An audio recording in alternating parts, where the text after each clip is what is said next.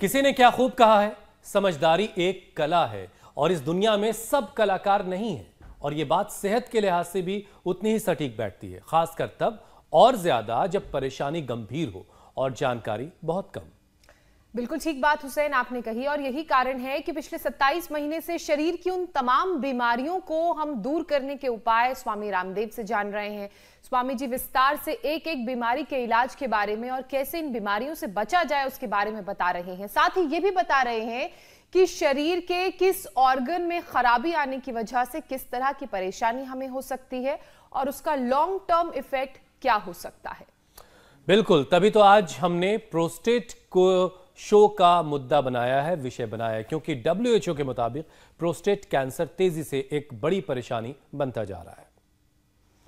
और अब तो ये सिर्फ बुजुर्गों को ही नहीं, युवाओं की भी बीमारी बन चुका है। ऐसे में जरूरी है कि प्रोस्टेट के फंक्शन, प्रोस्टेट की प्रॉब्लम्स को समझा जाए, बेहतर तरीके से उसे जाना जाए।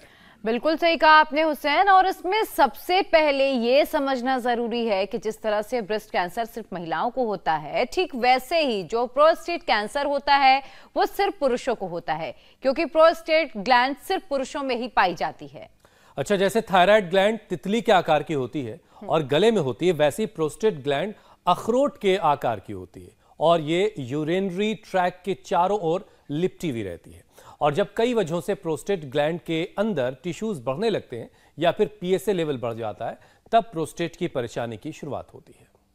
अब अगर परेशानी हो रही है शरीर में तो जाहिर सी बात है हुसैन ने जो कारण बताए हैं वही कारण होंगे भी, और उसके अलावा क्या क्या कारण है वो भी जान लेना आप सभी के लिए बहुत जरूरी है।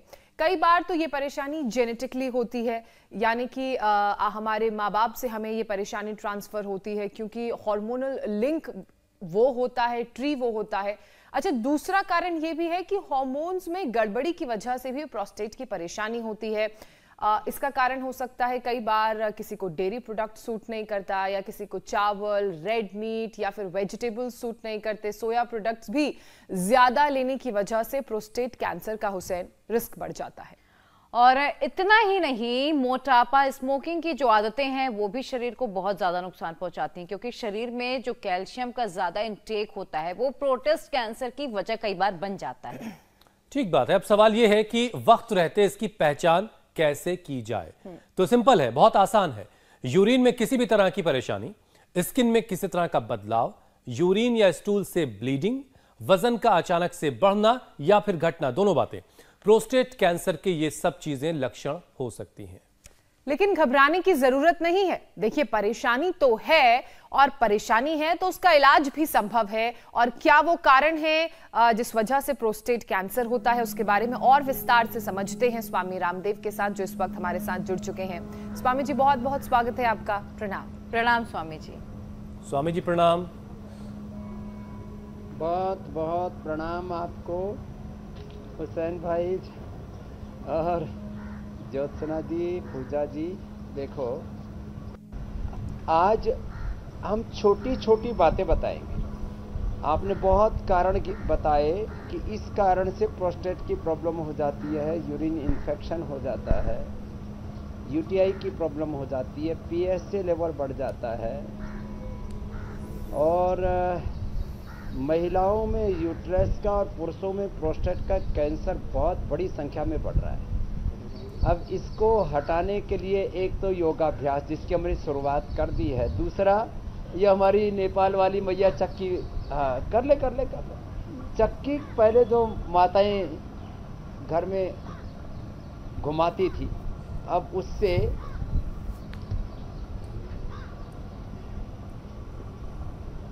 प्रोस्टेट की, यूट्रस की प्रॉब्लम नहीं होती थी। माताओं बहनों का यूट्रस अच्छा रहता था। अब वक्त के साथ संसाधनों से हम जुड़ गए और साधना से दूर हो गए। तो ये संसाधनों और साधना के बीच का जो गैप है, इसको हमें फुलफिल करना है। इसलिए मैं कहूँगा, ये चक्की घुमाना, सुबह उठ करके टहलना तो बुजुर्गों का काम है, दौड़ना चाहिए। 80 साल की उम्र तक दौड़ो, 80 के बाद टहला करो। फिर ये वाटर थेरापी, फिर मड थेरापी, मिट्टी चिकित्सा, पेट के ऊपर ऐसे ये मिट्टी रख देते, मिट्टी की पट्टी रख देते माथे पर और पेट के ऊपर, और बाकी शेष कपालभाति कर रहे हैं, गोमुखासन के साथ कर रहे हैं। अम्मा तुम भी करो, कपालभाति करो, अनुलोम विलोम करो। ये तो अम्मा शुरू सुबह सुबह कृष्ण की भक्ति में ऐसे तल्लीन है कि मेरे भगवान मुझ पर प्रसन्न हो जाएंगे। कपालभाति अनुलोम विलोम कर लो, भगवान भी प्रसन्न हो जाएंगे तेरे। संकोच कर रही है सब। नेपाल से आई है हमारी माता। तो जिनसे जितना बन पाए। अब मैं तो कहता हूँ खाली गोखरू और धनिया का पानी पी लो। ये हरा धनिया भी मैंने रखा हुआ है, हरा धनिया और गोखरू। आज अंत में इन पंच महाभूतों को ठीक रखने के लिए जो पंचामृत बताते हैं, पेट के लिए पंचामृत अलग बताते हैं हम, जीरा धनिया सौंफ पियो। हेमोग्लोबिन के लिए पंचामृत अलग बताते हैं, जीरा धनिया सौंफ मेथी अजवाइन, ये पेट के लिए है। और इसमें जब एसिडिटी बढ़ जाए तो जीरा धनिया सौंफ मुलैठी और गुलाब के फूल डाल देते हैं। ये तो रेडीमेड घर की होम रेमेडी हो गई है। फिर बोम आंवला, पुनर्नवा, मकोए और अच्छा स्वामी जी, सोनाक का पानी, और जिनको हीमोग्लोबिन नहीं रहता, कम रहता है, तो व्हीट ग्रास और प्लेटलेट कम हो रहते हैं। तो इंडिया टीवी हर वक्त हर जगह डाउनलोड करने के लिए सर्च करें India TV news Google play store या ऐप स्टोर पर।